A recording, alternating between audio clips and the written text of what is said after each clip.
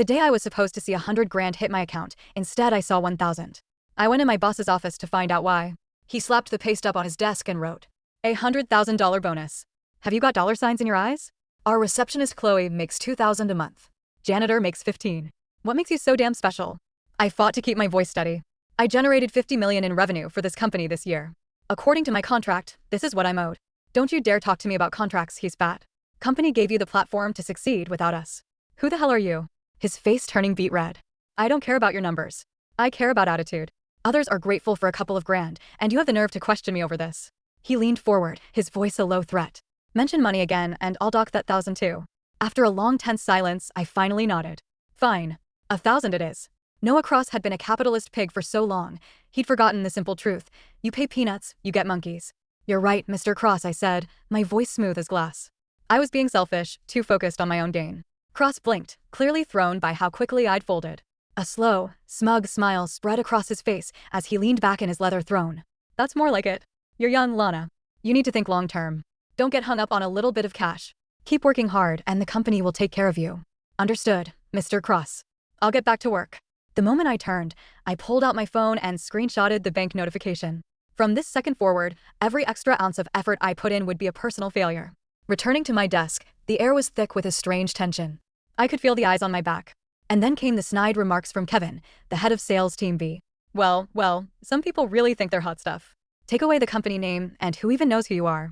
A few of the junior reps who used to trail after me like puppies chimed in with muffled laughter. I heard they cut her entire bonus. She only got $1,000, that's hilarious. I made more than that as an intern. She always struts around like she owns the place. Guess this brought her back down to earth. Mr. Cross was doing her a favor by setting her straight, they said. Keep it down. She's probably fuming. Might bite your head off. The old me would have shut them down with my sales figures. But now I just swallowed the bitter taste in my mouth and said nothing. I glanced at the clock. 5:01 p.m. Official office hours were 9 to 5, but I'd never left before 8, often grinding away until the early morning hours. I used to believe hard work paid off. Now I just thought I was an idiot. I started packing my things, closing the half-finished PowerPoint without saving. My assistant, Lily, stared at me, her eyes wide. Lana, are you leaving? Yep, it's quitting time. Lily's gaze flickered between me and the clock on the wall. She lowered her voice to a whisper, but Mr. Cross just posted in the group chat. There's a mandatory project review meeting at 6. Well, you go have fun with that, I shrugged. Company policy says the workday ends at 5. It is now 5:01, I am officially on my personal time. Under Lily's horrified stare, I strode toward the time clock. Just my luck, Cross was walking out of his office and saw me standing by. His face darkened instantly. Lana, where do you think you're going? The elevator doors slid open. I turned back, plastering an innocent look on my face. Mr. Cross, the workday is over. Over. His voice shot up an octave. We haven't had the review meeting. Is the proposal for tomorrow's client finished? You dare walk out at a time like this? I held the elevator door open with my hand. My voice calm. Mr. Cross, you just taught me a valuable lesson. Don't think of myself as special. I should compare myself more to Chloe at the front desk or the cleaning staff. I've been reflecting on your wisdom, and you're absolutely right. I continued my smile, never wavering. Chloe leaves at 5 on the dot. The janitor doesn't need to understand business analytics. As for something as important as a project review meeting, a $1,000 employee like me shouldn't be wasting your valuable time. I let go of the button. The doors began to close, shutting out the sight of his apocalyptic face. Furious roar echoed down the hall just before they sealed shut. Lana, you're out of your goddamn mind. If that proposal isn't on my desk tomorrow, you can pack your shit and get the hell out. Get out? He should be so lucky, I thought. If I walked out now, that 100 grand would be gone forever. He was just trying to find a pretext to fire me so he wouldn't have to pay. Too bad for him, Noah. We salespeople are experts at two things, reading people and playing dirty. The next morning, I walked into the office at 9 a.m. on the dot. Cross was standing by the reception desk, a thundercloud smeared across his face as I walked in. Well, look who it is. Her Royal Highness decided to grace us with her presence right on time. I smiled brightly. Good morning, Mr. Cross. Adhering to the company's attendance policy is every employee's duty. Arriving even a minute early would be a waste of company resources. Know how much you care about the electricity bill. A few colleagues nearby choked back laughter, their faces turning red. Cross's jaw twitched, but he didn't take the bait. He just stuck out his hand. The proposal, the one for Apex Corp, the client is coming in at 10 for the presentation, he said. Apex Corp was our biggest target this year, a potential $20 million deal. Normally, a proposal of this magnitude would take me 3 all-nighters to perfect, pages and pages of data analysis, competitive research, and a deep dive into the personal preferences of the Apex CEO. But now I emailed it to him. Cross shot me a suspicious glare before storming back to his office. Less than 3 minutes later, a roar erupted from within. Lana, get in here now. What's the problem, Mr. Cross? I asked calm. He jabbed a trembling finger at his computer screen. This is your proposal? What is this dog shit? On the screen was a pathetic 5-page PowerPoint, filled with impressive-sounding corporate jargon that meant absolutely nothing. I don't see the issue, Mr. Cross. The logic is clear. The vocabulary is high-level. Looks perfectly professional. You call this a proposal? He slammed his mouse on the desk. Where's the data analysis, the competitor breakdown, the execution details? Are you trying to make me look like a complete fool in front of the client? I spread my hands in a gesture of helplessness. Mr. Cross, for a $1,000 paycheck, what kind of in-depth analysis were you expecting? I leaned against the door frame. Besides, you said it yourself yesterday, the platform is what matters most. With a platform as powerful as ours, surely we don't need my insignificant little data points to land a client. Cross's face went from red to a terrifying shade of purple. He clutched his chest, pointing a shaky finger at me. You. Lana, this is willful negligence. This is a serious breach of conduct. I can fire you for this on the spot. I didn't flinch. Instead, I helpfully pulled out a chair for him. Mr. Cross, the definition of willful negligence is refusing to do the work. But I did the work. The proposal was submitted, and I clocked in on time. As for the quality, well, that's a matter of capability, isn't it? If you feel I'm no longer competent for my role, fine. But you'll need to provide evidence of my incompetence. Firing me without cause, that's wrongful termination. You'd be looking at double the severance pay. Let's see, that would be around $400,000. I beamed at him. The client would be here at 10. No one else in the entire company could close the CEO of Apex Corp in that little time. Cross took several deep, shuddering breaths, forcing his rage down. His eyes turned cold and venomous. Fine, Lana. You want to play games? Let's play. You're doing today's presentation. And if you screw it up, if you cost this company a major client, you're not just fired, you'll be sued for damages. You will be ruined. Okay, I nodded. I'll go. The conference room. Victor Sterling, the CEO of Apex Corp, sat across the table with his team, exuding an aura of pure power. Ross sat at the head of the table, his face plastered with a sycophantic grin, shooting me frantic looks that screamed, "Nail this, or I'll kill you."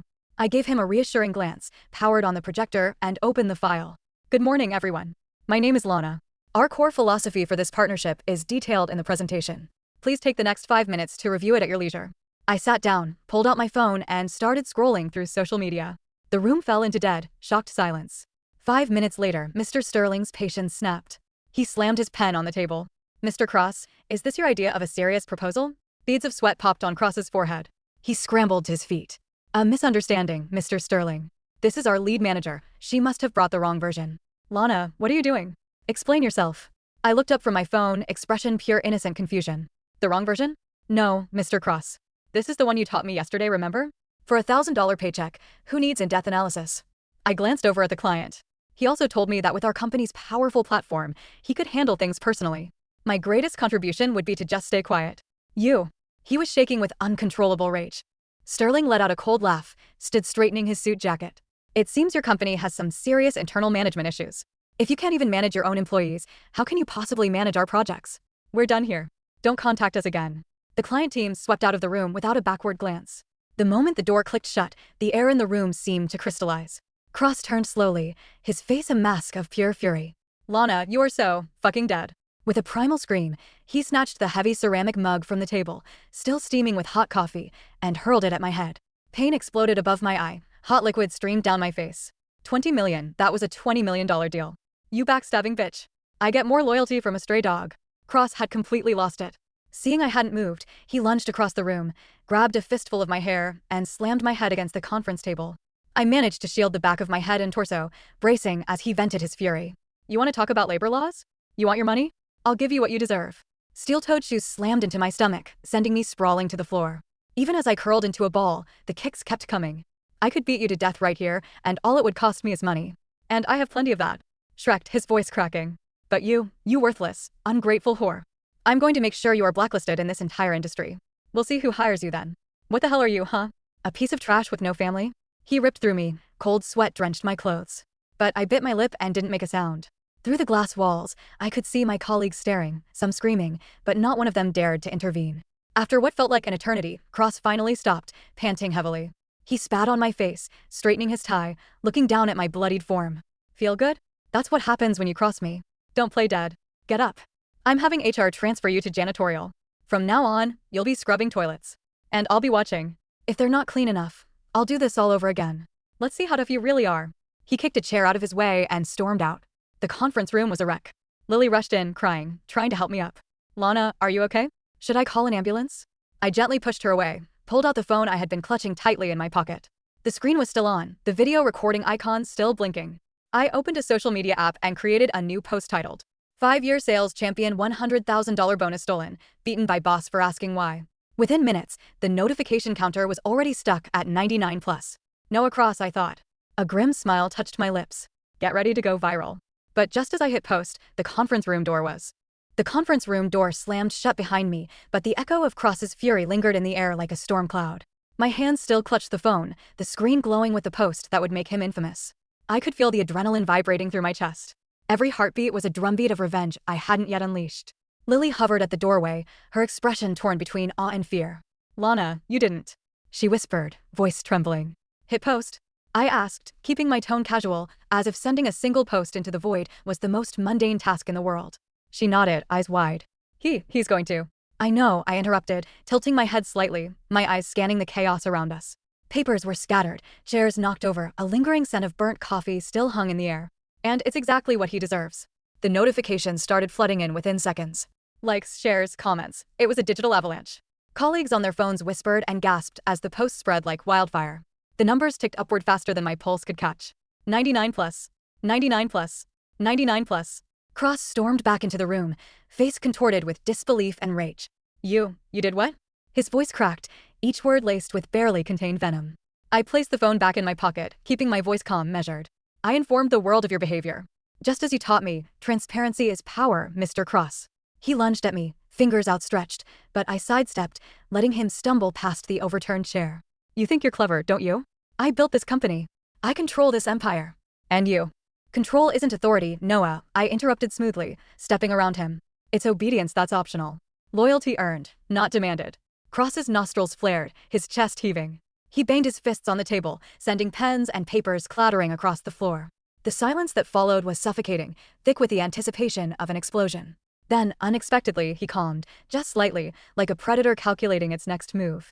You're going to regret this, he hissed. You think a few clicks on social media will protect you? You're going to be blacklisted.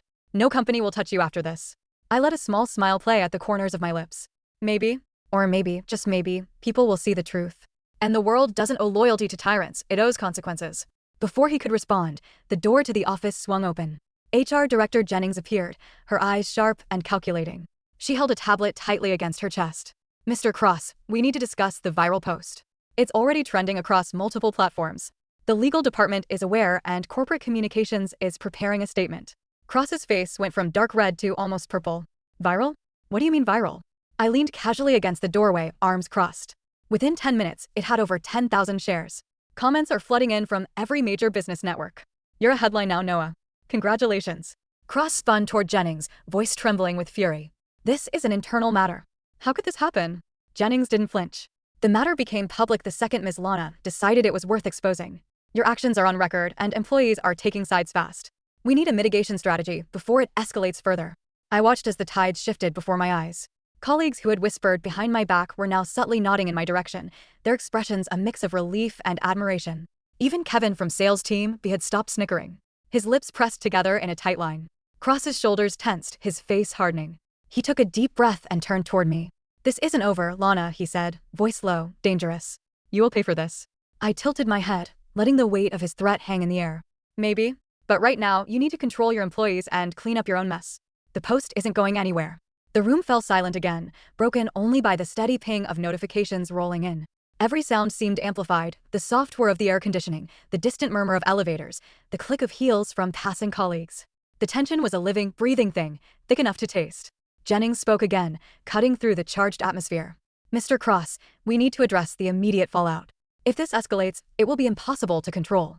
Legal wants a full account of your actions and your interactions with Ms. Lana. There will be consequences. Cross turned his gaze back to me, eyes blazing. This isn't over, he repeated. I nodded slowly, deliberately. Understood. The client, the most crucial deal of the year, was forgotten in the moment. The viral storm had taken center stage. And for the first time in my career, I felt untouchable, empowered not by my paycheck, but by the sheer audacity to stand up. Lily stepped closer, her voice trembling. Lana, what now? What do we do? I smiled faintly, letting the chaos settle in my chest. Now, we watch. Let the world react. Let the consequences find their way to him.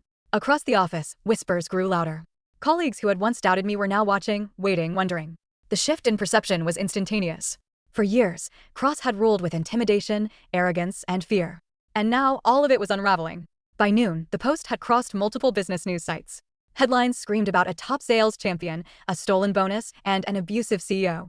Internal messaging buzzed nonstop with colleagues forwarding the post, some in shock, some in solidarity, others laughing in disbelief. Cross retreated to his office, slamming the door behind him. The sound reverberated down the hallway, a warning to anyone who dared challenge him. But for the first time, I wasn't afraid. I returned to my desk, phone in hand, refreshing the notifications. Each new comment, each new share, was a reminder of the power shift taking place. People were watching. People were noticing. And Cross's empire, built on fear and control, was beginning to crack at the seams. Then, my phone buzzed with a private message from an unknown number. Asterisk, meet me after hours. I know what you did. I want in. Asterisk. I stared at the message, heart quickening. This was unexpected. And dangerous. But thrilling. I pocketed the phone and leaned back in my chair. The day had already spiraled far beyond what I had imagined. And somehow, I knew this was just the beginning. The viral post had changed everything. The office, my colleagues, and Cross himself, all of it was different now. The playing field had shifted, and I was no longer the powerless employee begging for recognition. I was the catalyst. And catalysts, as I had learned, could be explosive. The office had shifted. The energy was different, electric with whispers and sideways glances. By 9, the day after the post went viral, it was clear that nothing would ever be the same. Colleagues avoided Cross's office as if it carried a toxic aura. Every eye in the room seemed to follow me, not with envy, but with something closer to respect, curiosity, and a hint of fear. I settled at my desk, letting the silence settle around me like a blanket. Lily appeared beside me, clutching her coffee like a lifeline. Lana, people are talking. There. I don't know, impressed? Scared? All of the above, I said, smiling faintly. It works in our favor if we play it smart. My phone buzzed again. The unknown number had sent a follow-up message. Asterisk, meet me at the rooftop lounge at 6 p.m. Come alone. You'll understand why. Asterisk. A chill ran down my spine. Risk. Opportunity. Power. All intertwined. I considered ignoring it, but something told me that whoever this was, they had insight, leverage, or perhaps an offer too valuable to refuse. Cross didn't speak to me directly all morning. He had retreated to his office, banging on the walls with invisible fury. I could hear muffled shouts, papers tearing, and the occasional slammed door. HR was circling, trying to contain the fallout, but it was clear even they weren't immune to the tremor of power my post had created. Midday, a meeting was called, mandatory supposedly. But as I walked into the conference room, I noticed it was smaller than usual. Only a handful of senior executives were present, their faces tight, expressions unreadable. Cross hadn't spoken a word. His glare was enough to freeze anyone in place. The discussion started with metrics and projections, but every comment from him was laced with barely concealed venom. I spoke only when necessary, my tone polite but measured, letting my work and the viral post speak for me. He attempted several passive-aggressive jabs, referencing the post indirectly, questioning my dedication, hinting at my disloyalty. I deflected each carefully, using neutral phrasing, nodding, smiling. Inside, my mind was calculating, planning every next move. The key wasn't confrontation, it was control. Making him feel like he was the one holding power, while quietly undermining his authority at every turn. By 3 p.m., it was clear my colleagues had adopted a new code of silence. They watched me whispered, but didn't interfere. Kevin from sales team B lingered near the coffee machine, pretending to pour himself a cup while glancing my way. A subtle nod passed between us, a silent acknowledgement of shared understanding. Finally, the day ended. Cross retreated again, muttering under his breath, and I felt the first real pulse of freedom in weeks. I packed my bag, carefully closing my laptop, and headed to the elevator. 6 p.m. arrived, and I found myself standing at the rooftop lounge. The city sprawled beneath me, glittering lights reflecting a million possibilities. A figure stepped from the shadows, a tall man, sharply dressed, eyes calculating. "You're Lana Cross, correct?" he asked, voice smooth, controlled. "Depends who's asking," I replied, arms crossed casually. "My name is Victor Kane," he said, extending a hand. "I work in corporate strategy. I've been following your situation." Impressive handling of Cross. Very impressive. I studied him, assessing. He wasn't bluffing, and there was a sharp intelligence in his gaze. "And why should I trust you?" I asked. "Because," he said, leaning closer, lowering his voice, "I can make sure Cross never touches you again. But in return, I need your skills. Discretion, strategy, influence. You've proven you have all three." A slow smile crept over my face. This was the pivot I had been waiting for. Cross had underestimated me, the office had underestimated me, but Victor Kane saw the leverage. I could feel the thrill of power coursing through me. "Interesting proposition," I said softly, letting the tension build. "But why me? There are thousands of talented people in your industry." Because, he replied, eyes steady, unwavering, you're not just talented. You're fearless. And fearlessness is rare. We discussed strategy, alliances, and the potential to dismantle Cross's empire from the inside. He offered resources, information, and a network I had only dreamed of accessing. By the time our meeting ended, I knew the trajectory of my career and the fate of Cross would be irrevocably changed. The following week, subtle shifts began. Small acts of sabotage appeared in Cross's office, misfiled reports, critical documents sent to the wrong inbox, whispers of incompetence circulating about his decisions. I watched from a distance, careful not to expose my hand, but the chaos was undeniable. Colleagues began to approach me more directly, seeking advice, guidance, support. I realized my influence had grown beyond the viral post. It was my control over information, perception, and timing that truly made me untouchable. Cross tried to counter. He called emergency meetings, demanded loyalty, shouted threats. But no one flinched. The momentum had shifted. The fear he once wielded like a weapon was now a liability. People were watching, waiting for his next move, and I was the unseen hand guiding the game. By Friday, the office buzzed with rumor and speculation. Cross's once commanding presence had diminished. His fury was less effective, tempered by awareness of the viral fallout and internal whispers.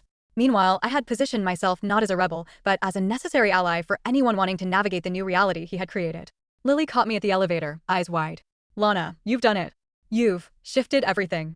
"Not yet," I replied, a quiet, confident smile on my lips. "But we're getting close. Cross won't know what hit him. And neither will anyone else." As I stepped out into the city streets, phone in hand, a text from Victor Kane appeared. Asterisk, good. Keep watching. The next move is critical. Be ready. Asterisk. I tucked the phone into my bag, heart racing, mind alert. The game had begun, and for the first time, I wasn't playing by anyone's rules but my own. The following Monday, the office felt like a powder keg. Every step I took down the hall echoed louder than usual, not because of the space, but because of the weight of what was coming. The viral post hadn't just changed perceptions, it had shifted the balance of power entirely. Cross arrived late, uncharacteristically so, his face tight, jaw clenched, eyes darting as though searching for invisible threats in every corner. I passed him near the elevators, offering nothing but a polite nod. He froze mid-step, glaring, then turned abruptly, muttering under his breath. At my desk, Lily was already waiting, barely containing her excitement. "Lana, the rumor mill is insane. People are saying Cross is losing control, big time." "Good," I replied, voice calm but edged with intent. "Control is an illusion. Fear is temporary. Once people see he's human, flawed, he loses leverage." I opened my laptop and began scanning the internal communications. The chaos was subtle but undeniable, misdirected emails, confused scheduling, whispered warnings about deadlines. Small cracks were appearing in Cross's empire, and the dominoes were set. By mid-morning, I received another message from Victor Kane. Asterisk, the next move is yours. Timing is everything. Watch the patterns. Identify weak points. Act discreetly. Asterisk. I smirked. Patterns were easy when the office was an organism, predictable, reactive, susceptible to manipulation. Cross thrived on intimidation and control, but his own arrogance blinded him to the vulnerabilities he'd created. During lunch, I walked past the break room, catching snippets of conversation. Colleagues who had once criticized me now whispered about the potential for change. I overheard Kevin mutter, "She's something else." "I don't think Cross realizes how much we notice now." I smiled inwardly. Observation was power. Influence was currency. And the ripple effect was already underway. By mid-afternoon, the first official crisis hit. A key report, essential for an upcoming client negotiation, had been misfiled. Panic spread through Cross's office like wildfire. He stormed into the room, face red, yelling at assistants, blaming mid-level managers. The more he raged, the less effective he became. I watched from my desk, pretending to be absorbed in my screen, but my mind was calculating, shifting pieces across a mental chessboard. Every reaction he made, every misstep, was an opportunity. Lily leaned close, whispering, "You're not going to." "Not yet," I said softly, my gaze fixed on Cross's office. Timing is everything. By 5 p.m., the chaos had escalated. Cross's threats had grown louder, more desperate. He called emergency meetings, demanded reports, shouted accusations. The employees who had once flinched now subtly ignored him, letting his fury pass without acknowledgement. The shift in authority was palpable. Just as the workday was ending, my phone buzzed again. Another message from Victor Kane. Asterisk, tonight. The meeting. You'll consolidate your position. Prepare your leverage. Remember, confidence is contagious. Fear is contagious too. Asterisk. I knew exactly what he meant. Cross's hold over the office had been challenged publicly, but private moves would solidify my advantage. Influence, discretion, and strategic timing would be my weapons tonight. As I packed my bag, I glanced back at Cross, slouched in his office chair, muttering to himself. The man who had once made the entire office tremble with his presence was now just a storm cloud waiting to burst. And I would be there to redirect the lightning. The city skyline outside reflected the approaching night, each window a silent witness to ambition, fear, and the intricate dance of power.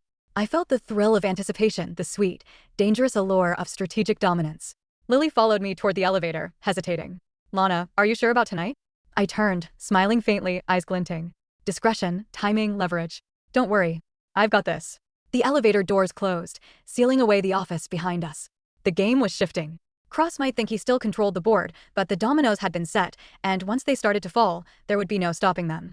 I stepped out into the evening air, the city buzzing around me. Tonight would be decisive. Tonight would solidify my position, not just in the office, but in the intricate network of influence I was beginning to command. And as I walked toward the rendezvous, I knew one truth. Once the first domino fell, the rest would follow inevitably. The night air was thick with tension as I walked toward the dimly lit rooftop lounge.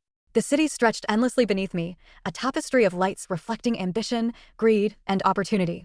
Victor Kane was already waiting, his silhouette sharp against the skyline. You're punctual, he said, eyes scanning me critically. I prefer it that way, I replied, voice steady, calm. Every step had purpose. Every glance measured. Victor gestured toward a private corner. Tonight, we consolidate. Cross thinks he's untouchable, but the truth is, his empire is brittle. One calculated move can dismantle it completely. Are you ready? I nodded, letting the words settle. I've been ready. I just needed the right moment. He handed me a tablet, the screen glowing with internal communications, schedules, and confidential files. Everything you see here, leverage. Use it wisely. One slip and Cross will retaliate, but one precise strike, and he's finished. I studied the files. Mismanaged accounts, discrepancies in reports, sensitive emails that exposed his incompetence. Every piece was a puzzle, and I was the one holding the final piece. Back at the office the next morning, the atmosphere was charged. Colleagues noticed my confidence, the subtle authority in my stride. Even Cross seemed unsettled, pacing his office, muttering about deadlines, budgets, and loyalty. I began small, strategic suggestions, gentle nudges to managers, carefully worded emails that hinted at inefficiencies without overt accusation. The ripple effect was immediate. Errors became visible, Cross's decisions were questioned, and whispers circulated among the staff. By midday, Cross's frustration was palpable. He called an emergency meeting, voice booming, hands shaking. I need updates. Every department must report directly to me now. I leaned back in my chair, calm as ever, letting the chaos unfold. The employees who had once flinched now responded cautiously, holding back, measuring every word. The fear he relied on had eroded. Victor's voice buzzed in my earpiece. Asterisk, now. Initiate the leverage sequence. Keep him off balance. Asterisk. I activated the first wave, emails sent to board members highlighting strategic missteps, reports subtly amended to expose gaps in his logic, client communications carefully redirected to emphasize my competence over his. Cross's reaction was explosive. He slammed doors, shouted threats, and tried to assert control, but the office had shifted. Each attempt to dominate only revealed more weaknesses. By the afternoon, he was isolating himself, desperate, unsure whom to trust. Lily approached, concern etched on her face. Lana, he's really losing it. Are you sure about this? Absolutely, I said, voice smooth as glass. Every move is calculated. Patience and precision win the game. By 5 p.m., the dominoes were falling. Cross's credibility was crumbling, and the staff, once silent observers, began aligning themselves with the subtle authority I had established. The tide had turned. That evening, Victor Kane met me again, this time with a congratulatory nod. You've done more in 3 days than most achieve in a year. Cross won't recover from this, and neither will his empire. Your position is secure, but remember, influence must be maintained. I smiled, feeling the weight of the victory, tempered by awareness. The game wasn't over, it was only evolving. I had leveraged strategy, timing, and observation to dismantle a titan, but the next moves would define my legacy. As the city lights flickered below, I realized one truth. Checkmate isn't about capturing the king, it's about controlling the board so he can't move. And tonight, the board was mine. Monday arrived like a storm. The office hummed with nervous energy, whispers of yesterday's events carrying further than anyone expected.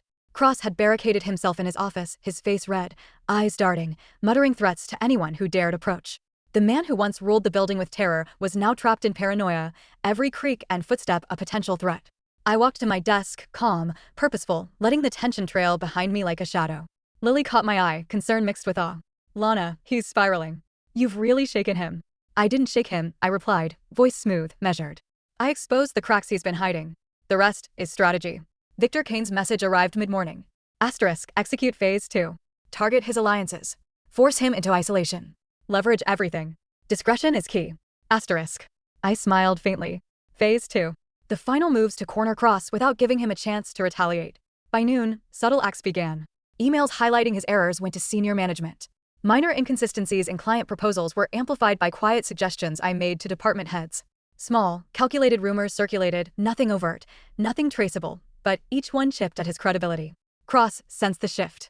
He called a meeting in the main conference room, voice trembling with barely contained fury. I need absolute loyalty. Everyone report directly to me and follow orders without question. I leaned back, composed, letting the chaos unfold. Staff avoided eye contact, half nodding, silent compliance masking their doubts. Every shout from Cross now revealed his weakness, instead of reinforcing his power. By mid-afternoon, an opportunity presented itself. A major client call, one that Cross had meticulously prepared, was ready.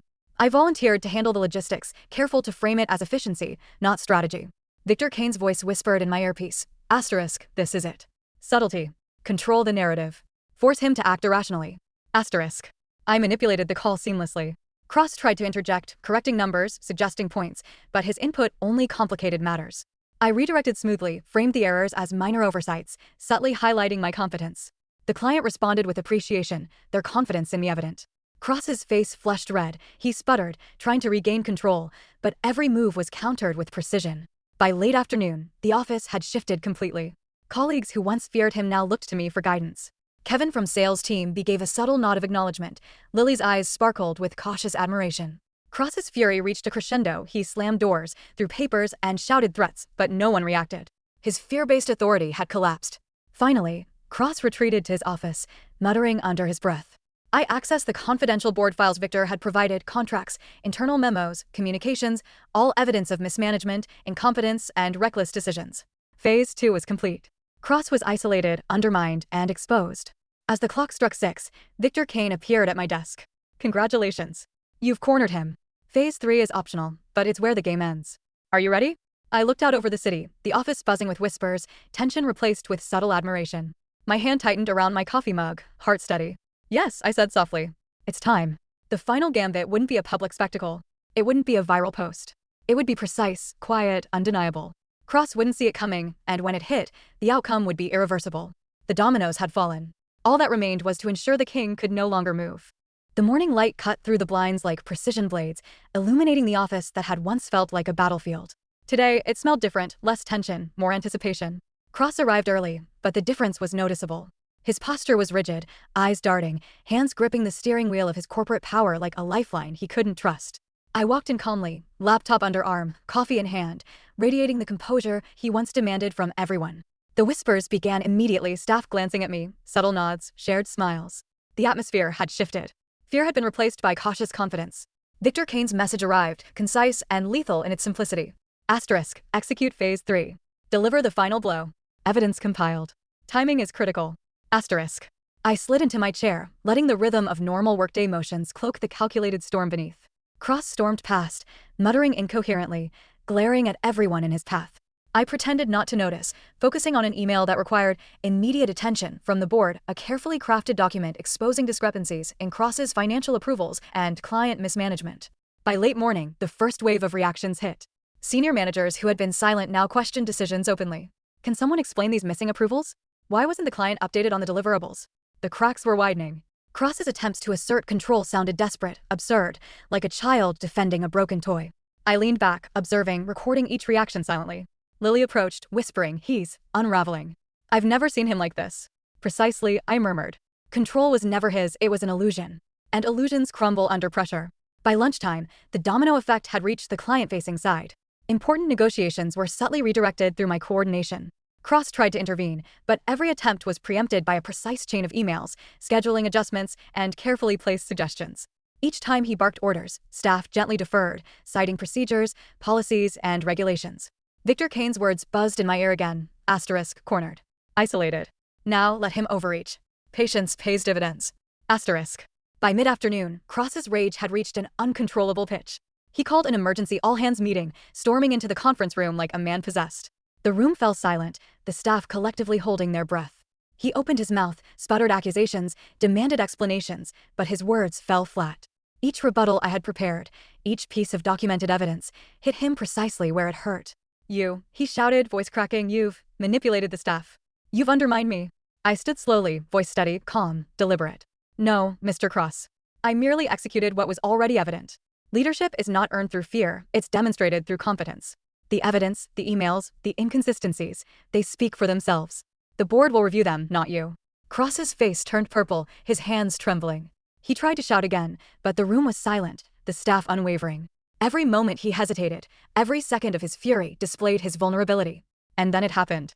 A formal message arrived from the board, pre-scheduled, pre-programmed, pre-approved. It confirmed investigations into mismanagement, improper approvals, and abusive conduct. Cross froze, staring at the screen like it had betrayed him. The office exhaled collectively. The king was cornered. The dominoes had fallen. I felt no satisfaction in gloating, only a quiet, deliberate calm. The final act wasn't about vengeance. It was about precision. Timing. Strategy. Lily approached, eyes wide. Lana, it's over. Yes, I said softly. For him, it is. But for us, it's just the beginning. Outside the glass walls, the city carried on, oblivious to the collapse inside. Power, authority, fear, it all seemed transient now. And I, finally, understood the real rules of the game. Influence is earned, strategy is observed, and patience. Patience wins empires. The morning air carried a sharp chill, a prelude to the storm about to hit Noah Cross. By 9 o'clock, I was already in the office, reviewing the compiled reports one last time. Each file, each memo, each email was a piece of the mosaic that would reveal the truth, his incompetence, his abuse, his mismanagement. Cross arrived later than usual, face pale, eyes darting nervously. Something had shifted in him, fear, uncertainty, desperation. The aura of command he once radiated was gone, replaced by a brittle edge that could snap at any moment.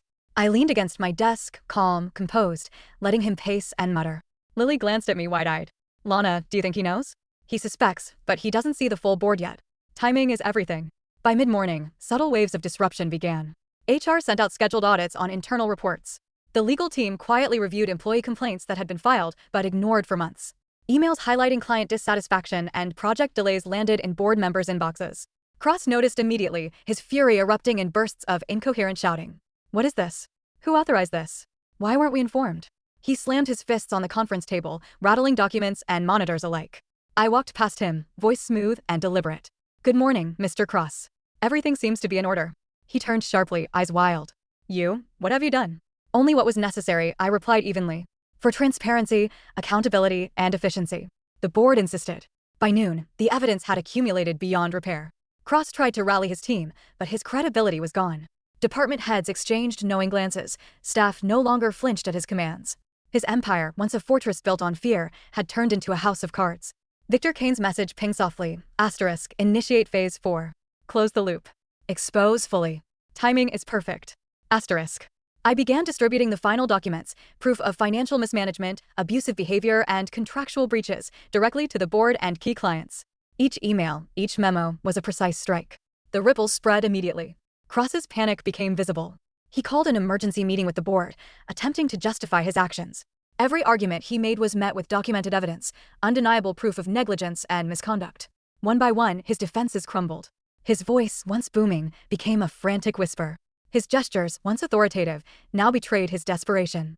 The staff watched stunned as the titan fell under the weight of his own empire.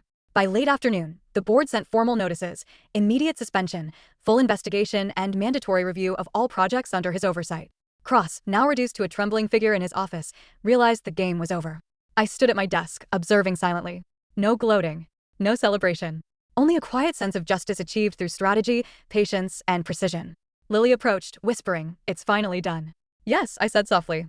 "It's done for him. For us, the real work begins." Outside, the city carried on, indifferent to the collapse inside. But inside those glass walls, a new order had begun. One built on competence, clarity, and calm authority, not fear. And as I powered down my laptop and looked out at the skyline, I realized something profound. The game isn't won by brute force or anger. It's won by those who understand the board, anticipate every move, and strike only when victory is assured.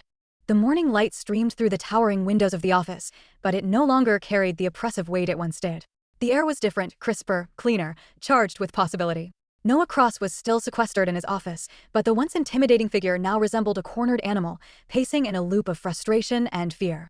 I arrived promptly at 9, laptop in hand, ready to implement the next phase, consolidation of control.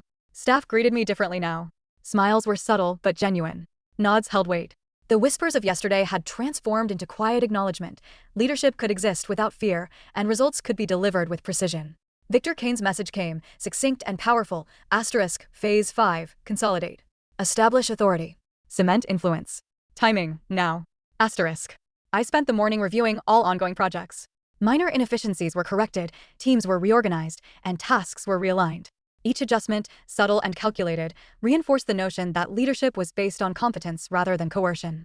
Cross tried once more to assert dominance, barging into my office with a storm in his eyes. Lana, this isn't how things work. Who gave you the authority to? I held up a hand, calm and deliberate. Mr. Cross, authority comes from competence, transparency, and accountability. Your empire failed because it relied on fear. I operate differently, efficiently, visibly, and without intimidation. He staggered back, flustered, muttering under his breath. Staff avoided his gaze, their loyalty shifting unmistakably. Every attempt to regain control only emphasized his loss of influence. By mid-afternoon, the board had begun restructuring.